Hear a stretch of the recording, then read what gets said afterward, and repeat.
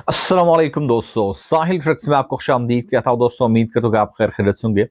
और आज के वीडियो में दो स्पेशल अपडेट्स आपके साथ शेयर कर रहा हूँ जो कि हर गैर मुल्की के लिए जानना ज़रूरी है। दोस्तों, आज के वीडियो में बात करने वाले हैं सऊदी अरबिया से पाकिस्तान जाने वाले गैर मुल्कियों के लिए क्या नए शराइत और क्या प्रोसीजर है।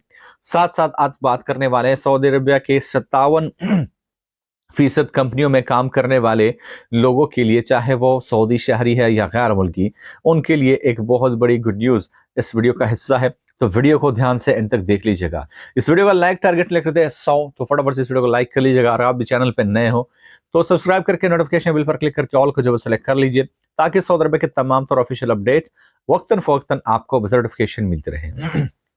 दोस्तों, यहाँ पे जो सबसे पहले अपडेट है वो है पाकिस्तान सिविल एविएशन अथॉरिटी की जानिब से, जहां पे पाकिस्तानी एयरपोर्ट पे आने वाले लोगों के लिए कोरोना शराइत पर से सख्त कर दिए गए हैं और किसी भी मुश्तबा शख्स का जो है वो डायरेक्ट वापस से टेस्ट किया जाएगा। और मोस्ट इंपॉर्टेंट जो इस अपडेट इस सर्कुलर का हिस्सा है कि फ्लाइट पे आने वाले 2% पैसेंजर का रैंडम सैंपलिंग जो है वो की जाएगी। उनके सैंपल्स इकट्ठे किए जाएंगे, उनके टेस्ट किए जाएंगे और उसके बाद उन्हें जो है वो जाने दिया जाएगा।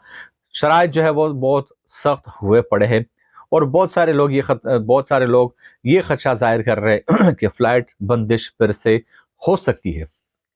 दोस्तों, यहाँ पे जो नेक्स्ट अपडेट है वो काफी इंपॉर्टेंट है, क्योंकि सऊदी अरबिया के 57% कंपनियों में काम करने वाले गैर मुल्की या सऊदी शहरियों के तनख्वाहों में इजाफे का कभी इम्कान सामने आया है। और इसका ऐलान जो है वो 2023 के स्टार्ट में जो है वो किया जाएगा, क्योंकि एक ही या 2 दिन जो है वो बाकी है।